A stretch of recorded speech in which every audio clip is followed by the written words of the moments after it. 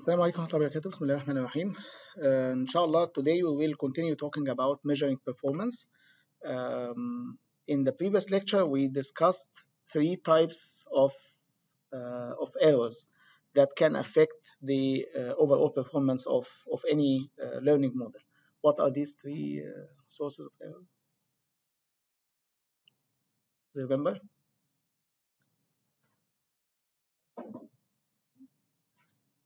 Three types of errors that can affect the performance. We discussed all of the three and the differences between them last time. Yeah, noise, bias, and variance, right? We said that noise is unavoidable. Bias and variance, there is trade-off between them. We talked about how we can reduce variance, but when we reduce bias, we increase variance, right?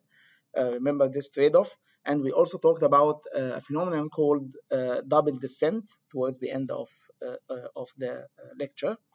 Inshallah, today we will discuss how we can choose the hyperparameters, how we can tune the hyperparameters that we have. And then inshallah we'll switch to a new session called regularization. Type, choosing hyperparameters. First of all, what kind of hyperparameters do we have? What? Depth and width, okay, of the network. Okay, are these the only hyperparameters we have?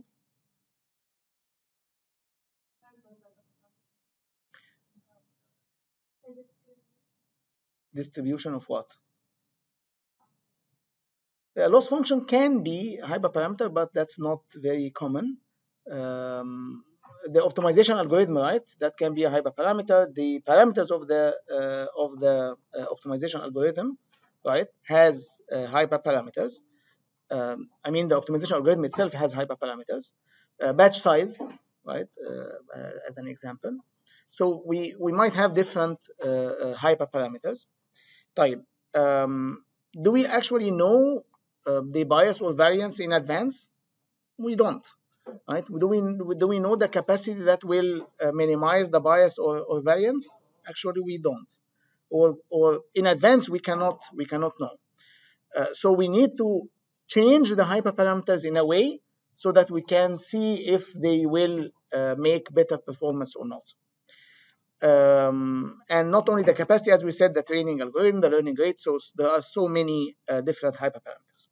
Now, if you remember, we said that we will have to test the performance of the model on unseen data, right? So we will have, let's say that we will have training split,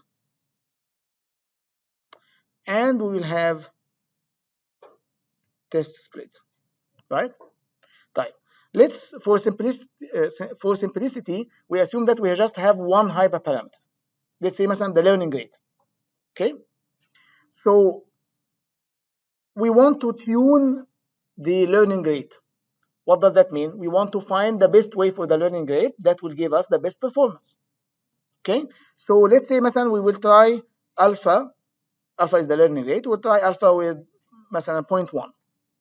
So we will train on the training set, right? That will give us a model. Let's assume that this is the model that we will get. Call it model 1. And then we test the performance of that model on the test set. Okay? Let's say that we find a specific error, which is E1. Okay? Type. This is just one value of alpha, right? Can we change the value of alpha and retrain? Yes. Okay. So let's try alpha with 0.2. We do the training. We get another model. And then we get another performance measure, right? And then we can repeat that many times, right? Okay, maybe until alpha equal 1, مثلا. Okay, and with that, how many models we are training? 10, right? If we are doing it 0.1, 0.2 until 1, it's 10. And then we find that maybe this specific one, which was like 0.7, maybe produced the best performance. Okay, so then this is the value that we will choose for the hyperparameter, right? Is that correct? Can we do that actually? So theoretically, yes, of course, we can do that, right? So that's not the right question. The right question is that correct? No, this is, we are checking here in the test, right? This is the test set. So is that valid? Huh? Is that valid? Yes, to find the best value of the hyperparameter. Why not? And forget about the time for now. Okay, let's assume that we have time to do all of that. Okay, is that a valid thing to do? Type. Let's get back a little bit. We said that the test set should be unseen completely, right? Did we break this rule here? Yes. How? How? This model, did it see this model? Did it see the test set? No. Type. This model, did it see the test set? So all of them, did they see the test set? Did we break the rule? Actually, yes, we did. But it's not because of we trained these models. It's because we chose that value based on the test set. So it's like cheating now. It's like giving you the exam multiple times. You try the one way of studying and you get the exam. You see your performance, and then you try another way of studying. You get the exam. You see your performance. Okay, and then you tell me, okay, I found now the best way of studying because that's the best way, the best performance. It gave me the best performance on the test set. This is cheating, right? Huh? So this is cheating. This is like we are training on test. We are trying to find the best value of the hyperparameter using the test set. It's like now we are seeing the test set multiple times. Okay, so we found the value that gave us the best performance based on the test set. We should not do that. Okay, you understand now why? Yes, because we found we found the best way of the hyperparameter based on the test set after seeing the performance on the test set multiple times. So what should we do? We should have a third set, as you said, and the third set we call it validation set or div set, development set. Okay, so we'll have to have three splits: training, validation, and test. So we train the models with different hyperparameters on the training set. We choose the best hyperparameters on the validation set or using the validation set, as we will see very soon. And then we test once with the test set. We test one model eventually to get the reliable performance, the performance of your model on unseen data. Okay, so here's the picture. Before we had a training set and test set, right? Now, because we want to tune the hyperparameters, we have to split the training set into two parts: training and div. Training and div. Okay, and then of course, after we tune the hyperparameters on this, then we test on the test set. Okay. So in practice, we always split examples into three distinct sets. The training set is used to learn the parameters of the model. The development set or validation set, we use it, or sometimes it's even called tuning set. We use it to learn or tune the hyperparameter values, like the learning rate. And the test set is used to evaluate how we are doing, how the model is doing on unseen data. Okay, here's an example. That's the three splits: training set, development set, and test set.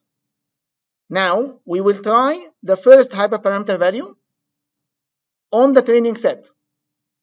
Okay, we train, we get a model 1.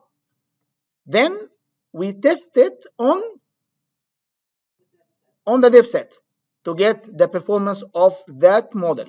Now the performance of that model is error 1. Okay, then we repeat the second value of the hyperparameter. We get a second model.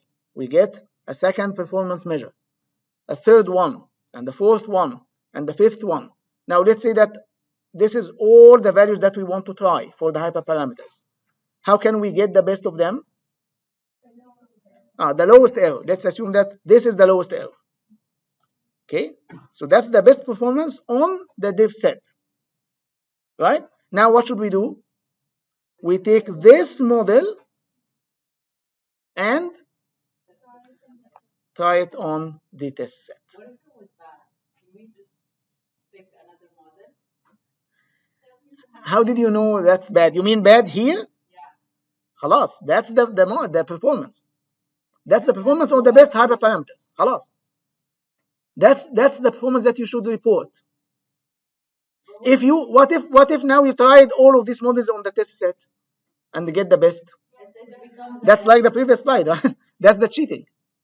That's now cheating because you saw that you tried multiple times on the test set to pick the best one. You should not do that. Why you shouldn't do that? Because now the test set is not unseen. So it will not generalize to an unseen data. So you should always do that once, when or after you are done with tuning the hyperparameters. Okay? Yes. Is it considered wise to have more than one dev set and then see the model that? We'll talk about that. Okay, we'll talk about that. So far, any questions? Is it clear? So we use the training set to do what? To train the model. Okay? And the validation set to validate. Right? The validation set to pick the best values for the hyperparameters. And then the test set to actually to evaluate the performance of the model, to measure the performance of the model. Okay? So the training and the development set are to tune the model, or which means that to find the best values of the hyperparameters and the parameters, of course, accordingly. Okay? And then you test on the test set. Question? Yeah, so if it doesn't generalize like the best performance. Done. خلاص. Done. Now this is okay. Now this is the performance on unseen data. If that's your target, and that should be your target, of course, خلاص, you cannot change it. You can try another completely different family of models if you want. يعني مثلا let's say مثلا خلاص احنا this is not, I don't want to use neural networks, I want to use something else. Okay, maybe decision trees or regression model or whatever. Now I can test its performance on the test set because that's completely different family. Okay, but within the same family, you are tuning the hyperparameters, test on unseen data because that's now more reliable. يعني the performance that you will get here is much more reliable than here, right? Why? Because this one was chosen, I mean, these values are chosen based on the best on this set. So it might not generalize. So that's the best. That's unrealistic, actually. That's unrealistic. It's like I'm giving you the exam in advance. And then you will tell me that the performance that you will get on that exam is your real performance? Of course not. Right? You will have to be tested on unseen exam. Right? Unseen test set. Okay? Any questions? طيب. Now,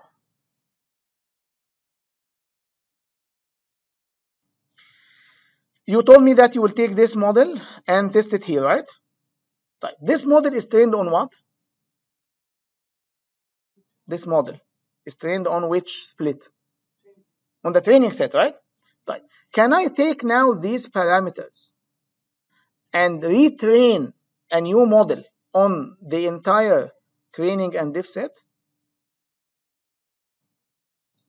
Okay. طيب. Now how did we measure this performance? Because we tried with different hyperparameter values, we trained different models, we selected the one that gave us the best performance on the diff set, right? And then we tested on the test set. That means that this model was trained only on the training set, right? Which is fine, right? Now, let me ask you a question first. Can I now, before I test that model on the test set, can I retrain on the entire training and diff set? Would that break any rule? No, right? Because still, I didn't touch the test set, right? Why would we do that? Why would we do that? Because more training data is better, right? Now we will add the diff set to the training set and retrain a new model, but with these hyperparameters that I already chose, because I found that these are the best, right? Now let me use the entire training set and test on the test set. That's valid. That's valid. But why would that be better? Because this is giving the model more more training data. So I would get better model. And still I didn't see the test set. Okay?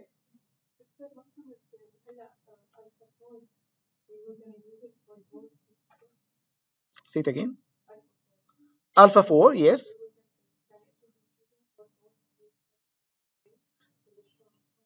Okay. What are we doing here? We are changing the values of the hyperparameters. We want to find what is the best values for the hyperparameters. Here we are assuming that it's just one, but actually there are many, right? So any line here, any one of these might be a long list of values for different hyperparameters. Okay, we found that alpha 4 is the best based on the div set, right? I want now to measure the performance, the actual performance. I should measure it on scene data, right? I should measure it on the test set. One way is to take the model that we trained here, what that was trained only on the training set, and test it on the test set. But why don't I use also the diff set to train a model before testing it? So I would take the same alpha 4 values and retrain a new model on the entire training set plus diff set. A different model, but using the hyperparameter values that is the best. And then test it on the test set. I'm not re-choosing the hyperparameter values. I'm done with tuning the hyperparameter values. But just before testing the best of them on the test set, I'll just use the data that is available for me, okay, which is the training plus the diff set. So can I add the test set there? Of course not, right? Otherwise, this is cheating. خلاص? Any question on that? Now, okay. Now I got this performance, okay, and that should be the performance on unseen data, right? Now I want to take my model and deploy it in reality. Yani all of what we have done, this is like an experiment, right? This is like I want to measure the performance of my model. Okay. Now, when I use the model in reality, which model I should use? Model 4. Model 4 was trained only on the training set. And let's say model 4 prime or model 4 star was trained on the training plus diff set. This is the one that we should use. Okay. We can use this model, or even better, retrain on everything. خلاص احنا we are done with measuring the performance for that model. Why don't we use everything that we have before we deploy the model in reality? What if it becomes worse? It becomes what it becomes. This should be a better model. We will not test it again, by the way. We don't have more data to test unless you have another test set. Okay, but يعني خلاص مش هنخلص. Okay, in reality you just retrain the model on the entire label data that you have before you deploy. But why we should do that? The same reason we extended it in the first place, right? To train it, to give it a chance to be trained on more data.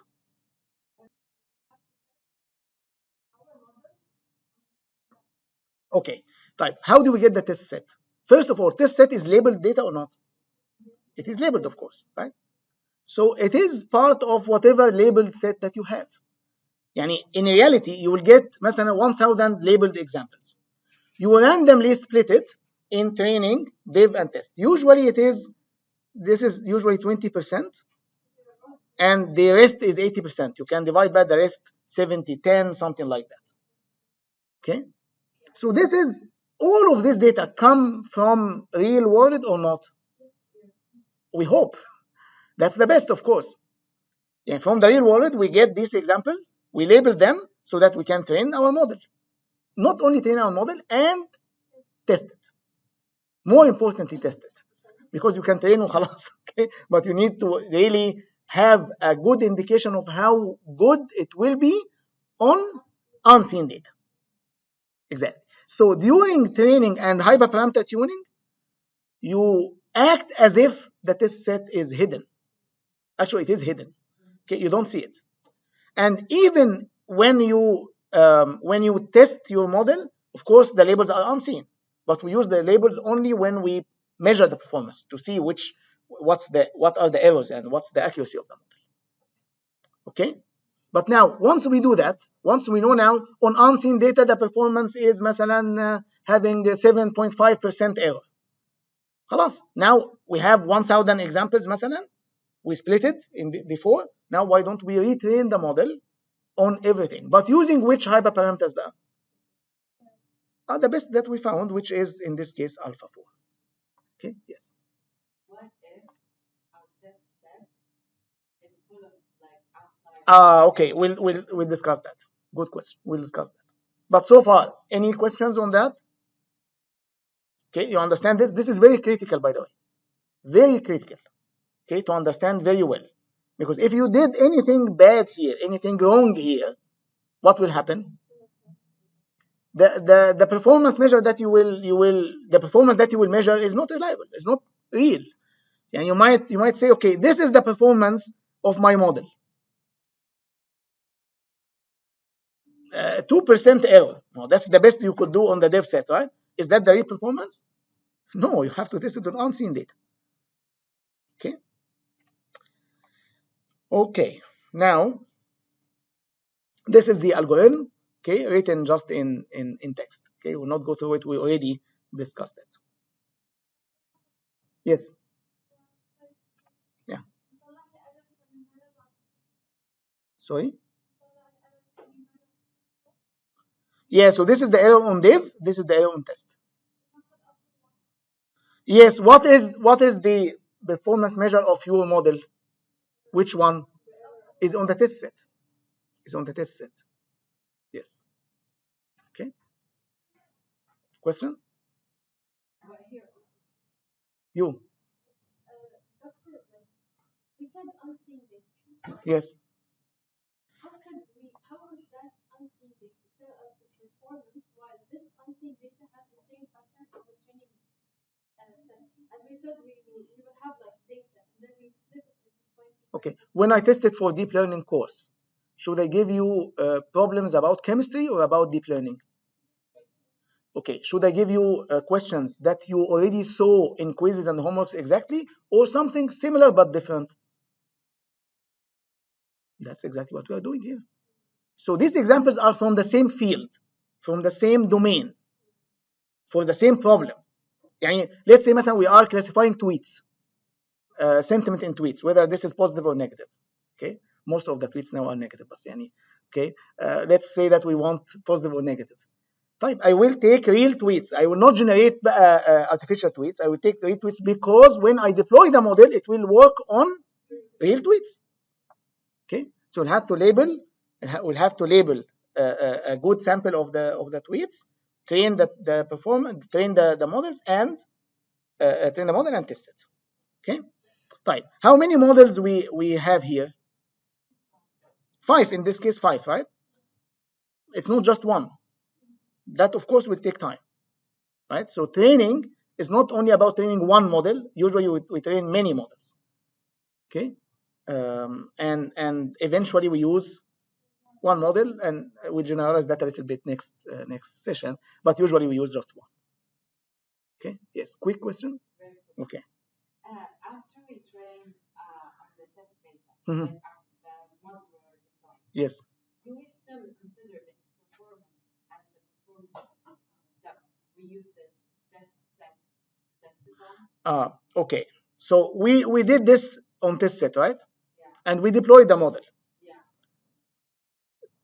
Yeah. Here we are not يعني saying what will happen next. Okay. Usually to make sure that the performance يعني is really good, you take another test set and test the model over time. You have to do that over time, and maybe you need to retrain with more data if you found that the actual performance is not good. Okay.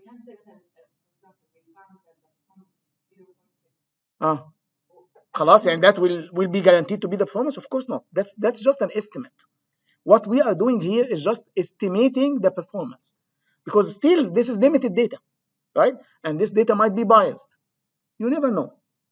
Okay, but that's the best we could do as an estimate. Okay. Okay. Right. Now, what is the disadvantage of this setup? It looks nice, right? But of course, it has a disadvantage. What is the disadvantage?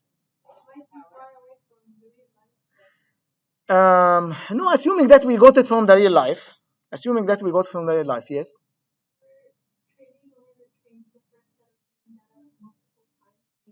So you mean we are training multiple models, Yani?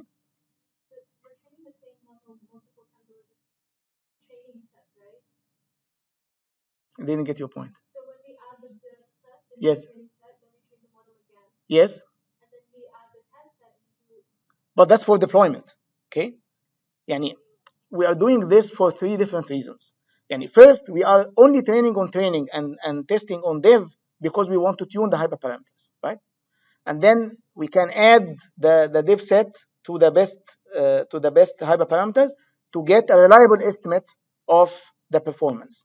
And then we add the test set to deploy the model. These are three different things. That's not a disadvantage. The main problem here is that maybe the splits, as you mentioned earlier, or someone mentioned earlier, maybe the splits will not be balanced. Yani for example, in the sentiment classification problem, maybe all of the examples, because this is a random split, right? Maybe all of the examples, or maybe 95% of them, will be positive in the test set. Does that reflect the reality? Maybe no. Yes, يعني after يعني احنا we split it this way, right? It can happen that all positive examples go to the test set. Might not be representative, right? Might not be representative. So the random splits here might not be very representative. So that's the main disadvantage here. Okay, and another disadvantage is that we test only on very small part. That also might not be reliable. يعني if possible, we want also to increase the test set so that we will have better, or not better performance, but more reliable measure of performance. Okay. The solution for that is what we call cross validation. Cross validation. So cross validation is the generalization of what we have done. Let's see what we mean by cross validation. First of all, let's assume that we don't have any hyperparameters. Okay. Having no hyperparameters, that also is equivalent to having hyperparameters, but we fix the values for them. And we are not tuning the hyperparameters. Okay, we are giving the values, or we don't have any hyperparameters. Just we assume that. Okay, type. In cross validation, we divide the data that we have, all the data. Okay, all the data that we have into k folds, k splits with the same size. Okay, usually k is like 5 or 10. Let's assume that here it's 10. So we divide all the labeled data into 10 folds. Okay, and then now we don't have any hyperparameters. Okay, we're not tuning any hyperparameters. Then we train on the first 9 of them. We train a model on the first 9 of them, and then test on the 10th. When we do that, we can get the performance of the trained model, right? Okay. Then we change the test fold to be number 9 and train on all the others. When we do that, we get a different model, we get a different measure, right? And then we repeat that 10 times. What are we doing here? It's like we are not doing it just once on one split. We are changing the splits because maybe one split will not be representative, right? Maybe we'll be lucky. Maybe we'll be it will be very hard at test set. So why don't we try on different test splits, on different splits? Because I think we can agree with me that this split, if we change it, and if this is once, right? This is random. If we change the splits, if we re-split the training, we'll get different performance, right? So why don't we do it multiple times and get the average performance among these, and that average would be more reliable estimate of the actual performance. Okay, so this is what we are doing here. Wait. Okay, this is what we are doing here. We are building a model with 9 folds and test it on a 10th fold. And we are changing the fold that we are testing every time. So how many models we are building here? We are training 10 models. Okay, and we are averaging the performance for them. So this is now the average performance for our model. Okay, so where's the hyperparameters? Now we said that we don't have any hyperparameters here, or we fixed them. But what if we have actual hyperparameters? So this is not realistic, of course, right? This is not realistic. This is assuming that we already know the hyperparameter values. But what if we want to tune the hyperparameter values? Then we will repeat the same thing for every combination of the hyperparameter values. So for alpha 1, we will do this. We get the average performance over the k folds. And then we change the hyperparameters to alpha 2. We do the same. We get the average performance. Then we change to alpha 3, get the average performance, and so on. And then we select the one that has the best average performance, right? That will make us choose the hyperparameters, the corresponding hyperparameters, right? Type. What is bad the final performance? The performance of the best, right? Yes. We take the best performance. We take the hyperparameters for it, right? But where is the performance on unseen data? Yes, we have to test that then on a split or on another split of the test set that is unseen. So this is actually doing what we have done before, but instead of doing it once on one split, one set of 3 splits, we do it on 10 sets of splits. So previously we said that we have 10 values for the learning rate, right? Assuming that we have just one hyperparameter. Let's say that we, instead of 10, just to avoid confusion here, let's say that we have 20 values of the hyperparameter. Okay, so in the previous setup, how many models we will get? 20. In that setup, when we have k equals 10, how many models we will get? 20 times 10. So for every combination of the hyperparameters, we will train 10 models and get the average of them. Get the average, not average of them, the average of their performance.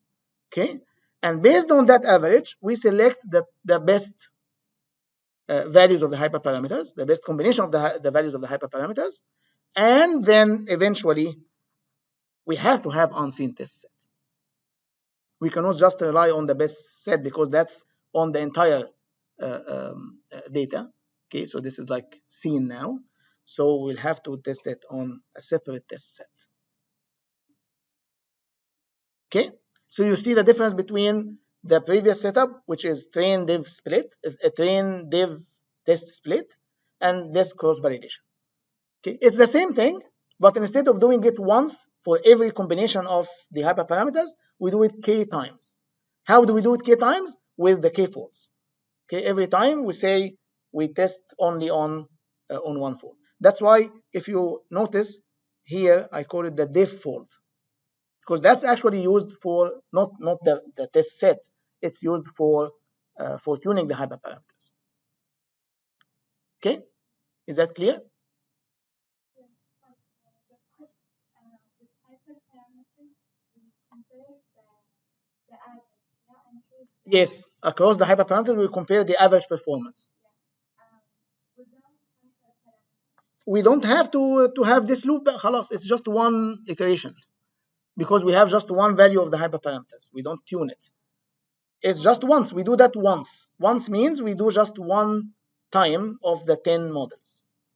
And then test on, of course, here we don't have here, we will not have a comparison. we will not have a comparison because we compare because we want to tune the hyperparameters, right?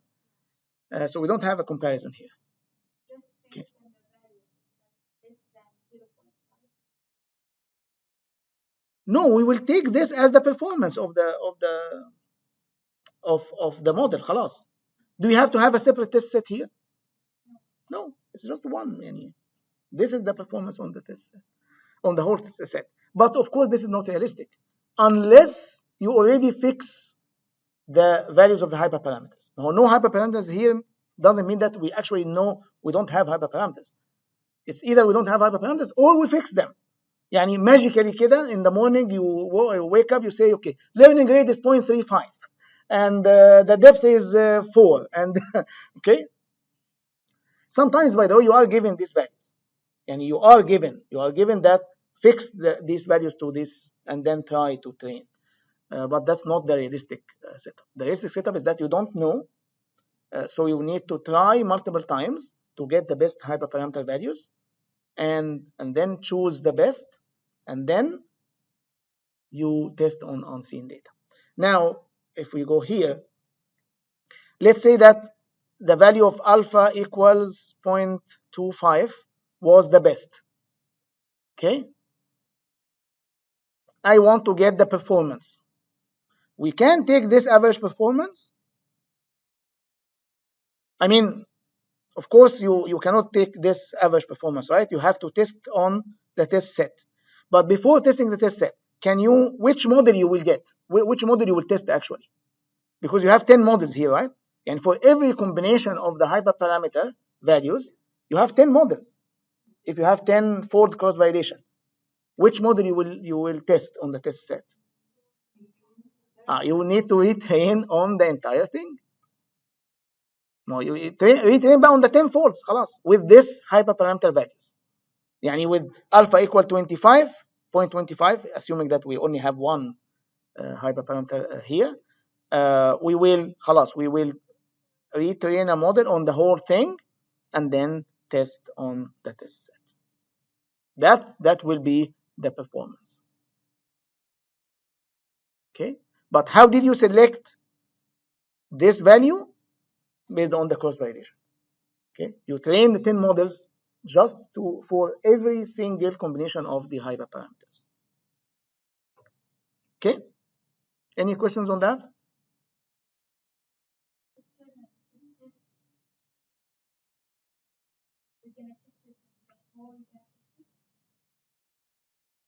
Okay, the question is, when we test, will we test on the whole data set or small subset? What do you think?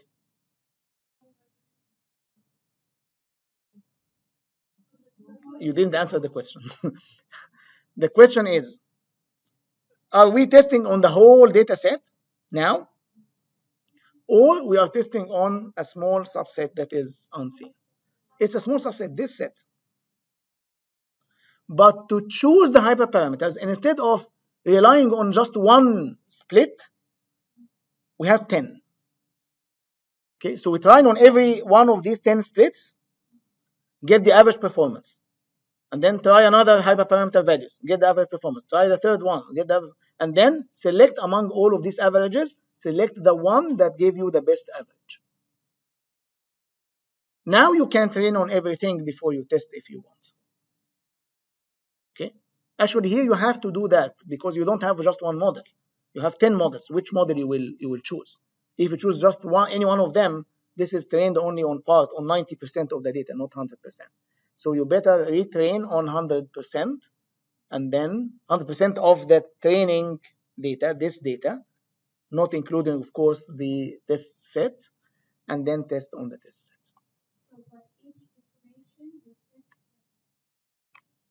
Each iteration of what? Of what we are doing here?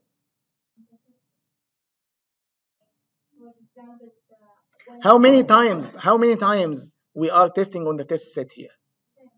No, once. Okay, this test set is used after we are doing all of that. Type. Let me show you. Let me show you. Okay, let me show you this. This is an algorithm for cross validation. Okay, so this is to choose the best hyperparameters. Okay, you will find that we have two loops here. There is outer loop and there is inner loop. The outer loop for all hyperparameter settings, and the inner loop is over k folds. Right? So these are the two loops that we have here. This is the outer loop, and this is the inner loop. Right? If we have 1,000 combinations of the hyperparameters, so the outer loop has 1,000 iterations, and the inner loop has k iterations. Okay. Type. These iterations, we don't use this test set at all. We just use the k folds. خلاص? After these two loops, which is here, after this algorithm is done, this algorithm doesn't test actually. It just selected the best hyperparameters. But after calling this, after getting the best hyperparameters, then we retrain or train actually a new model on the entire 10 folds, and then test it on the test set. Okay, is that clear now? So how many times we use the test set? How many model is tested on the test set? One only. Why two? It's just one. One that gave us one with the best hyperparameter values, and it's trained on everything on the k folds. That's not in this slide. This slide is only choosing the best hyperparameters. Yes. Half question? Oh, you have two. I heard it half. Oh, it's okay, mashallah. It's a half question. That will be easy.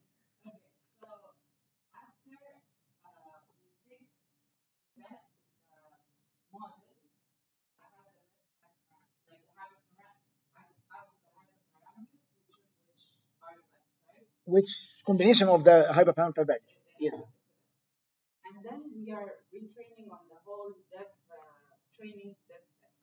Yes. Just because we want to train on more data, and this is available for us.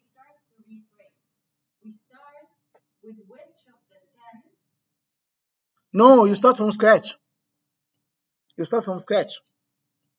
It's a completely new model. No, because that's now you have more training data. Why don't you train from scratch?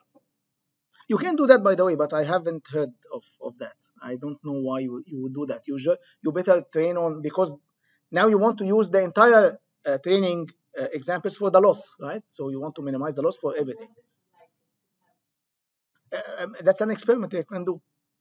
That's maybe an idea that you can try. Yeah. But you will.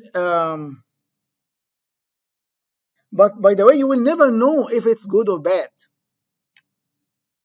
How would you know if it's good or bad? You can try both, huh? Okay, try both means, I was waiting for this. Means you will use the test. No. Try both means you will use the test set twice. Okay, so you will not be able to do that. Okay. Okay.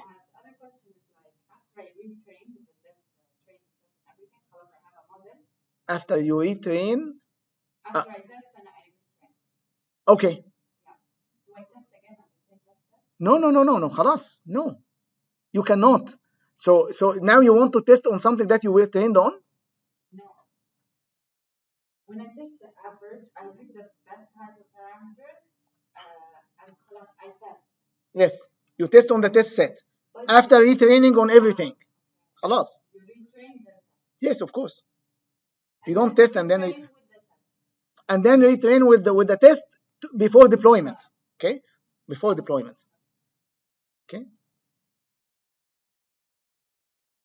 might be a little bit confusing, but I hope that the concept is clear. What are we doing in slide 8? This is just an introduction to slide 9. Okay, when it's simplified version, when we don't have the outer loop. In this case, we don't need a test set, a separate test set, because it's just one model, right? That's the performance on one model only. But here we have a separate test set, of course, okay, because we need to choose the best hyperparameter value, so we need the dev set, which is the blue folds here, and then we test on the test set. Okay, so slide 8 actually is not practical. It's just a simplified version of slide 9. Okay. Of course, after this is what I was telling you, that after that algorithm, we need to use the test set, the separate test set. Okay. Any questions on session 8, which is about performance measure? Now, new session about regularization. Okay. What do you mean by regularization, and why do we need it? Regularization is used to try to bridge the gap that we have between the performance on training and performance on test. The training performance and test performance. And you saw that before, right? In the previous lecture, that usually there is a big gap. Okay, usually the performance on training is much better than the performance on test, which we call it the generalization gap, right? And there are different reasons for that. One of them, the common reason, is the overfitting problem. Okay, I can train a model very well on the training set perfectly with zero loss or zero error, but then that will not generalize well on unseen data. We said because of the overfitting, and because also of the reason that we discussed last time, that because of the curse of the dimensionality, that the training examples are very few, so the model has to behave somehow in between the training examples, right? Even if it is fitting the training examples very well, but it has to, because the space is huge, it has to be unconstrained in areas where there are no training examples at all. Okay, so it can behave randomly. So regularization is about methods to reduce the generalization gap. Traditionally, in machine learning, regularization was referring to methods that add something, some terms to the loss function, as we will start with. Okay, but later on, it's referring to any method by which we can improve the performance to reduce the gap between the training and the test performance. So we will, inshallah, in this session, we will study multiple ways. We will start with the one that is traditional, which is called explicit regularization. What do you mean by explicit regularization? Remember, this is our lovely loss function. I think you saw it so many times now. What do we do with the loss function is that we want to find the model parameters, the values of the model parameters that will minimize this loss function. And as you see, it's a function over the training examples, right? Now, since we talked about the cross-validation and train dev test split, now this I capital, can you tell me I now is the number of examples in the training, or training plus dev, or what?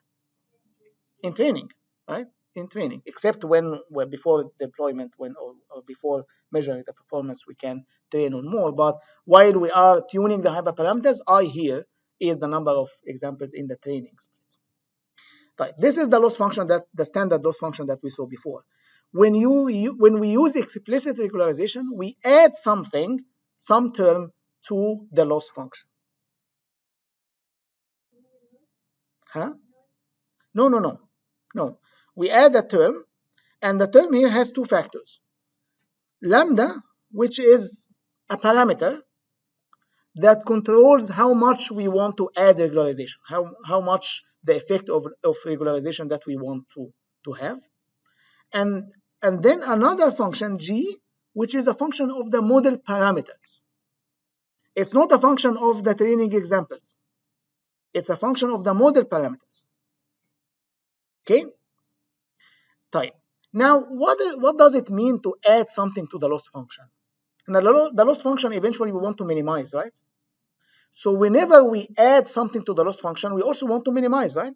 So it's like if that part that we added is function of the parameters, it's like we are now penalizing on some values of the parameters, because adding it will increase the loss, and also encouraging some values of the parameters.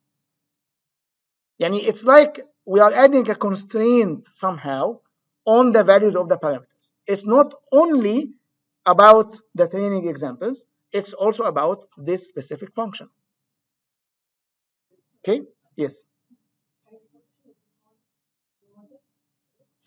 It's a function of the model parameters. Yani model parameters are like what? The weights, مثلا. Okay? So it will be a function of the weights. No, it's not the model itself, of course. The model itself is f, right, in our terminology. But this is another function of the parameters. You will see example. Okay? Yani a simple example, which is not a simple example, just to give you an idea what I mean by a function of the model parameters. But this specific function is not used, but just a simple example, like the sum of all the weights. مثلا. Okay? It's a function of the parameters.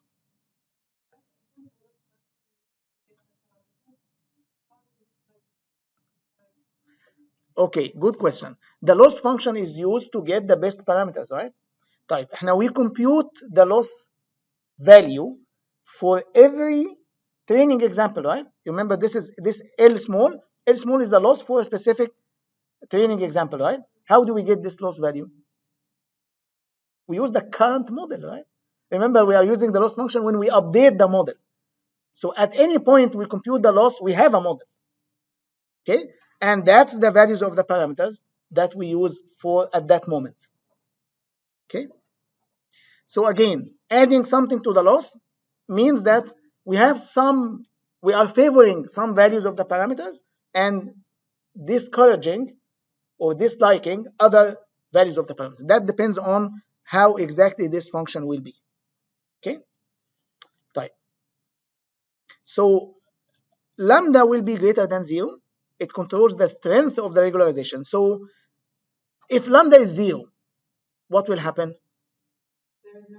No regularization, right? If lambda is very large, it will dominate this part, right? It's like, don't care about the training examples, care about only minimizing this. So of course it has to be something somewhere in between. So actually, I'm now announcing a new hyperparameter. Okay, so lambda is a new hyperparameter that you need also to tune if you will use the regularization. Yes. We still didn't give you examples of how this function will be. Okay. Why? The main goal is to reduce is to improve the performance. Okay, by reducing the gap between the training and test. Now your question is how? Why should doing something like that reduce the gap, right? Right? Okay. You saw from the previous lecture that when we have large capacity, the model can behave in a very strange ways, right? Because there are so many possible solutions that can still fit the training data, right? You saw this zigzags, and so there are many possible solutions, right? Now, the regularization is trying to push for some subset of these solutions. Okay, and you will see that it will actually explicitly push for smooth solutions, solutions that are smooth. Remember last time when we said that smoothness is a good thing, okay, because it will generalize probably better. So this regularization part will push for the model to be as smooth as possible, and we will see how. Right. This is the example that you saw before. Remember the loss function that we used, I think, for Gable model or something like that? We saw that earlier. And that was the global minimum for that function, right? And the others were local minima. Now, this is if we use the original loss function. Now, imagine that we added a regularization that has this pattern. Okay, what does that mean? This is the term that we will add to the loss function. Okay, by itself. Now this is regularization only. Okay, remember the dark values are small and bright values are high. So that means that for models that have these specific values, the regularization will be very low, and models that are in the corners here, the regularization is very high, right?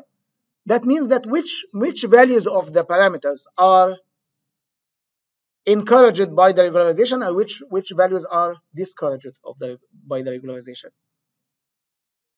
Around the center are the ones that are favored, right? Because they have less value for the regularization. Remember that regularization is added to the loss, and we want to minimize the loss. So less values of the regularization part is good. So if the function, if this is g of phi, what is the best value that will minimize this function by itself only? At the center, right? At the center. Because at the center, this is the darkest value of the function, right? Okay. Now, the case is that we have both. We have the loss and the regularization. It's not just the regularization.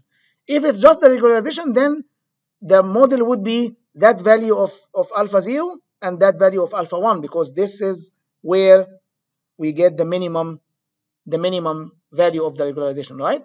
But it's actually both. The loss plus the regularization.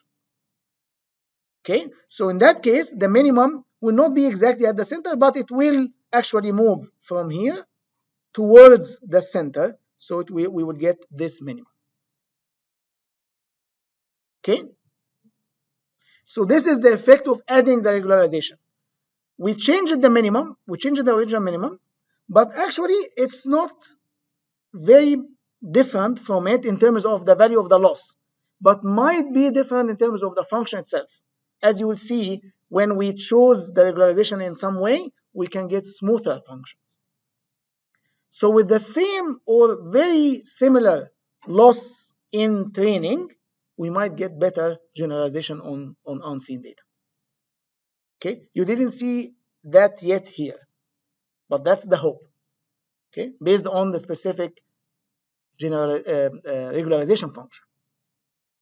Okay, now let me, any question on this first? Now let me show you the one regularization function that is commonly used. It's called L2 regularization. And here is the function.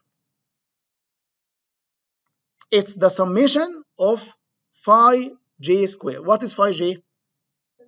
The parameters. Okay, all the parameters. So this is what is the meaning of this? Assuming that phi is just the weights, which is actually the one that is used here. Usually we don't use the biases. We just it's a function of the weights. What does that mean? Squaring the weights, summing them. Type. What does that mean? Do we care about the sign of the weight? We care about the magnitude of the weight. And we want, remember that this is part of the minimization function, right? Part of the loss function. So we want to minimize the sum of the weights, which means that the sum of the square of the weights. which means that we want to minimize as much as we can the values, all the values of the weights.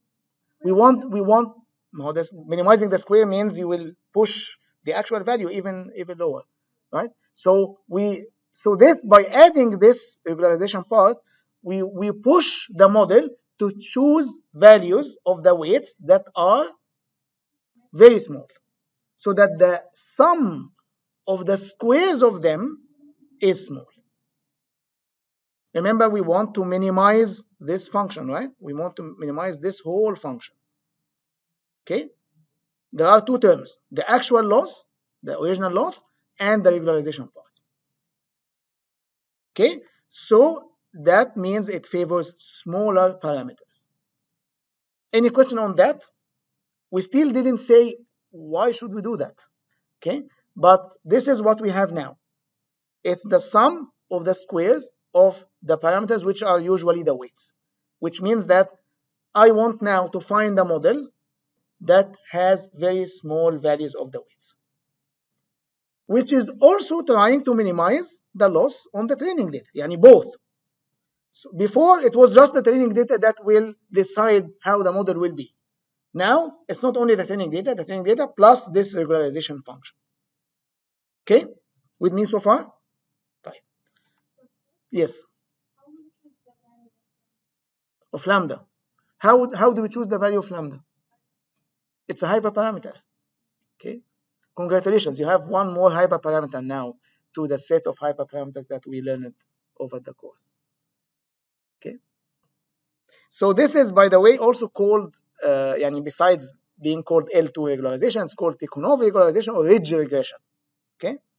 And when we do that, when we use that, this can be done or can be used with any learning model, by the way, not only neural networks. When we use it with neural networks, it's usually we just use it for the weights. And in that case, it's called weight decay because it's pushing for small values of the weights.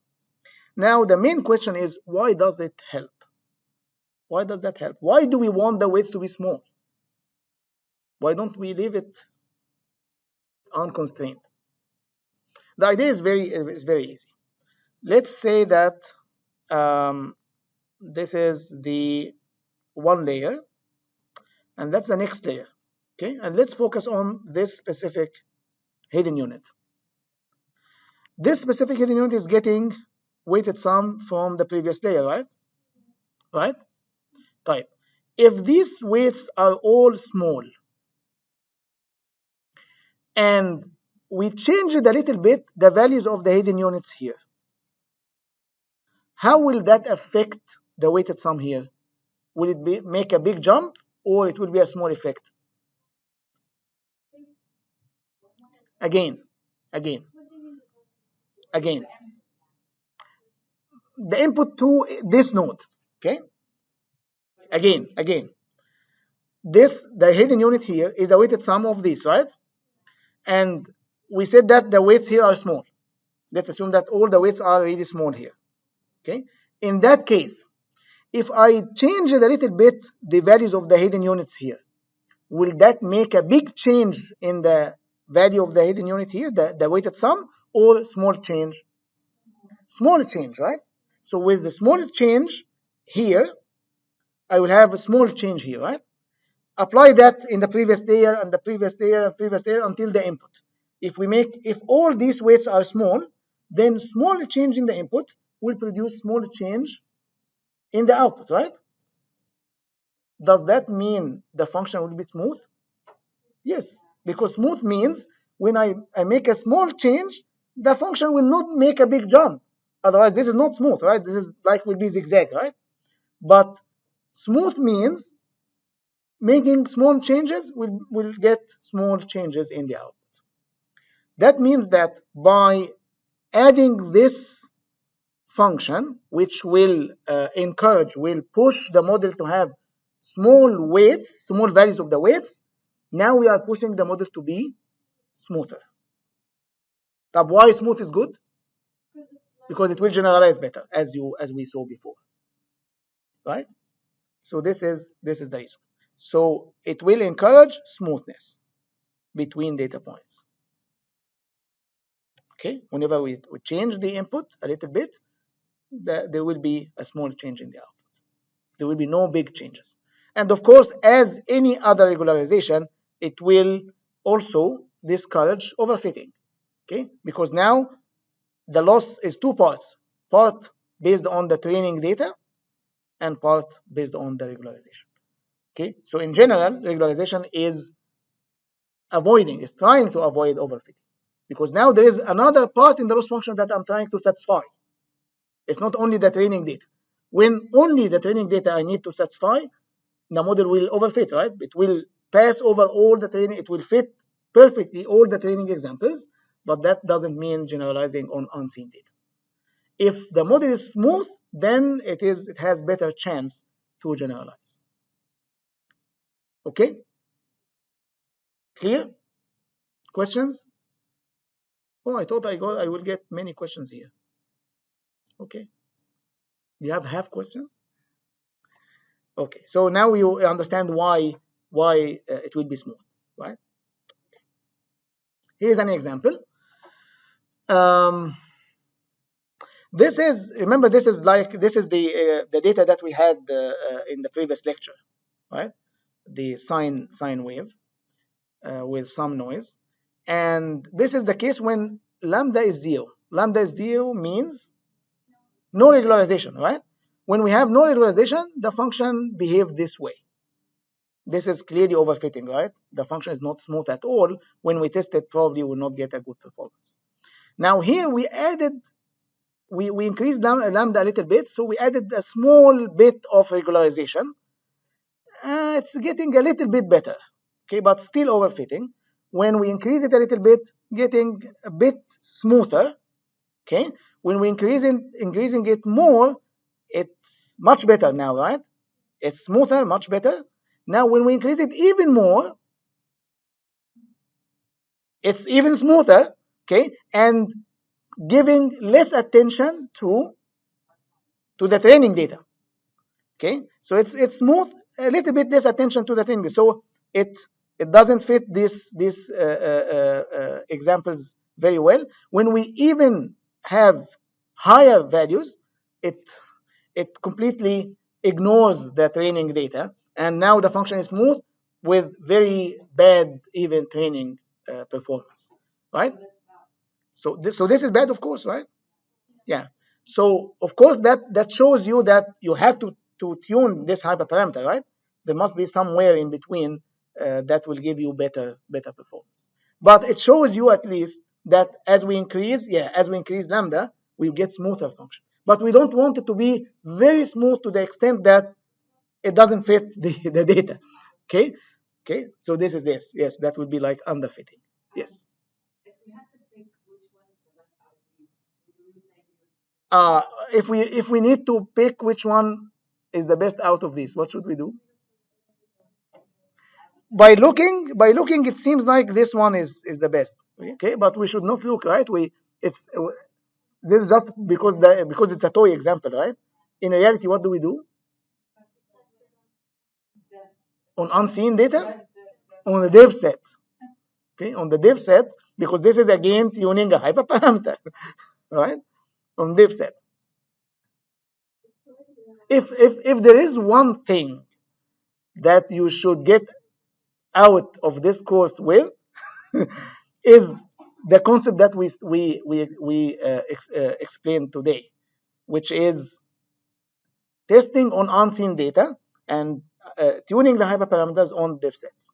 This is very important, because if you don't do it, then whatever performance that you will report is not realistic, right? Because you are reporting on something that you saw, reporting your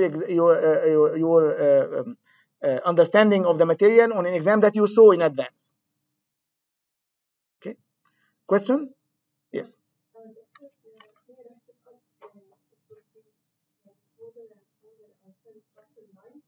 Yes, yeah. It seems like it's going that way, right? Yeah. Which is good or bad? Very bad, though. Okay. So it's like the performance is bad, getting better, and then getting bad again with more with increasing the value. So you have to tune it, of course. Okay, any questions? طيب we'll stop here ان شاء الله. I'll continue next time. السلام عليكم ورحمة الله وبركاته.